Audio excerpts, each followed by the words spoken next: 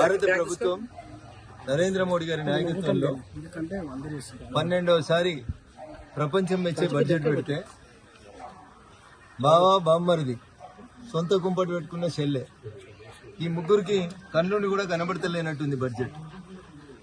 ఎవరు పడితే వాళ్ళు ఏది పడితే వాళ్ళు ఒక కుటుంబంలోకి వెళ్ళి ఇట్లా మాట్లాడుతున్నారనే మీ కుటుంబాన్ని బండకేసుకొట్టి ఇంకా బుద్ధి రాలేదు మీకు.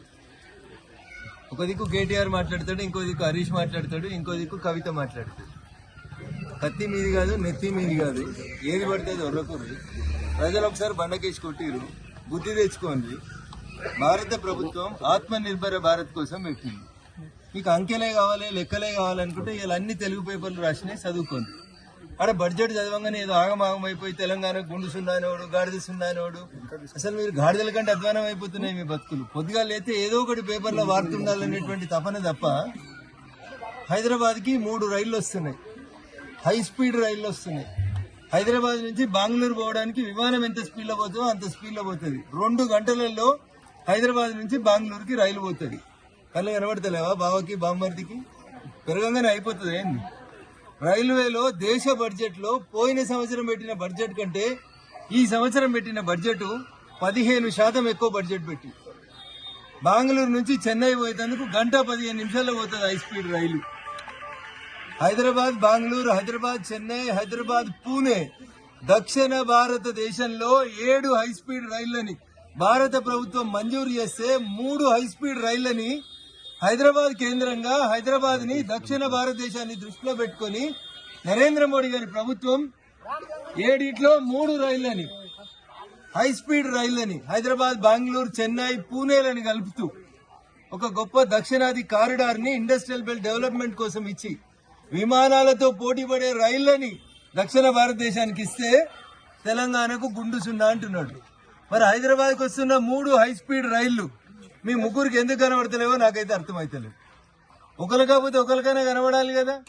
చెల్లె కంటే జర ఆవేశాలు ఉంది, నిన్న అలా జర కొత్తగా రోడ్డు మీదకి వచ్చింది కాబట్టి ఏది పడితే అది మాట్లాడుతుంది.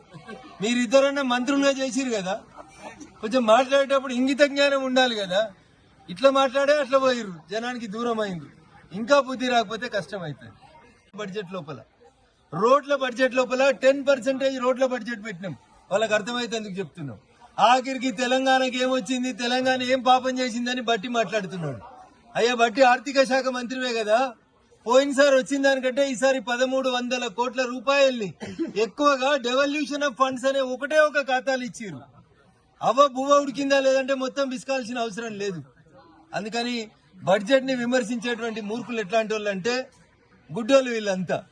ఒక ఏనుగు ముందు 4 గుడ్డోళ్ళని వదిలేస్తే కాలు ముట్టుకున్న ఆయనే కాండం లాగుందన్నాడంట, తోక ముట్టుకున్న ఆయన పాము లాగున్నదన్నాడంట. ఇట్లా ఎవరికి దోసినట్టు వాళ్ళు మాట్లాడుతున్నారు. బడ్జెట్ ని మొత్తం సమ్మిళితంగా చూడుండ్రి, మొత్తం కలిపి చూడుండ్రి. ప్రపంచ దేశాలలో ఆర్థిక వాణిజ్య రంగాలలో రకరకాలైనటువంటి గందరగోళమైనటువంటి పరిస్థితులు ఏర్పడినటువంటి ప్రస్తుత తరుణంలో భారత ఆర్థిక వ్యవస్థ స్థిరంగా ఉండడానికి, నిలబడడానికి, యువతకి సంక్షేమానికి, పేదల కోసం నిరూపించడానికి ఇచ్చినటువంటి బడ్జెట్ ని ఏమి లేదు తెలంగాణకి సున్నా అని మాట్లాడటం అనేది మీ మూర్ఖత్వానికి నిదర్శనం. విమర్శించాలి కాబట్టి విమర్శించడం, మోడీ గారిని తిట్టాలి కాబట్టి ఒక ఎజెండా పెట్టుకొని తిట్టుకోవడం, ఇట్లాంటి పనులు మానుకోండి దయచేసి. మాకు తల వెంట్రుకల దగ్గర నుంచి పాదం గోర్ల దాకా ఈ దేశంలో ఉన్నటువంటి 28 రాష్ట్రాలు, కేంద్ర పాలిత ప్రాంతాలన్నీ కూడా మాకు సమానమే. అందరూ బాగుండాలి, అన్ని రాష్ట్రాలకి డబ్బులు రావాలి, అన్ని రాష్ట్రాలు సమ్మిళితంగా అభివృద్ధి చెందాలనేది మా కోరిక. అయితే గజ్వేల్, సిద్దిపేట, సిరిసిల్లలే మీ ఏడుపు, ఇప్పుడు వచ్చిన ఆయన ఏడుపు కొడంగల్ దిక్కున్న తప్ప మీరు 119 నియోజకవర్గాలకి సమానంగా అభివృద్ధి చేయాలని పాతోళ్ళు 10 ఏళ్ళ నుండి సోయి రాలేదు, కొత్తగా వచ్చిన వానికి 2 ఏళ్ల కోలే కూడా సోయి లేదు. పాత ఆయన గజ్వేల్ కి గడా పెడితే కొత్త ఆయన కొడంగల్ కి కూడా పెట్టిండు తప్ప ఇంకా నియోజకవర్గాల ఆర్థిక స్థితిగతులలో మార్పు రాలేదు. కానీ నరేంద్ర మోడీ గారి నాయకత్వంలో ఈశాన్య రాష్ట్రాల దగ్గర నుంచి మొదలుకొంటే చెన్నై దాకా అన్ని రాష్ట్రాలని సమ్మిళితంగా అభివృద్ధి చేసేందుకు మేము ముందుకు పోతా వస్తున్నాం. కాబట్టి విమర్శించే కంటే ముందు దయచేసి బడ్జెట్ ఏంది, ఈ దేశ ఆర్థిక స్థితిగతులు ఏంది, ప్రపంచం నుంచి ఉన్నటువంటి ఒత్తిళ్లేంది, ఆ ఒత్తిళ్లను తట్టుకుని భారత ఆర్థిక వ్యవస్థ ఎట్లా నిలబడుతుంది, ముందు దీని మీద మీరు అధ్యయనం చేయండి. అర్థం కాకపోతే ఇంకా చదువు వచ్చినటువంటి ప్రొఫెసర్లను కలుగుండ్రి, అర్థం చేసుకోరు తప్ప రాజకీయ విమర్శలు దయచేసి మానుకోండి. మీకు గజ్వేల్ పట్టకపోవచ్చు, మీ కొమరేలి పట్టకపోవచ్చు, మీకు సిద్దిపేట పట్టకపోవచ్చు, మీకు చిన్న కోడూరు యాదికి లేకపోవచ్చు, కానీ ఈ అన్ని చోట్లలో కూడా రైల్వే స్టేషన్లు స్టార్ట్ చేసింది భారత ప్రభుత్వం నరేంద్ర మోడీ గారి నాయకత్వంలోనే తప్ప ఇంకొకటి కాదు. అందుకని దయచేసి సూర్యుడి మీద రాళ్ళేసినా సూర్యుడి మీద ఉమ్మేసినా మళ్ళొచ్చి ముఖం మీదనే పడుతుంది.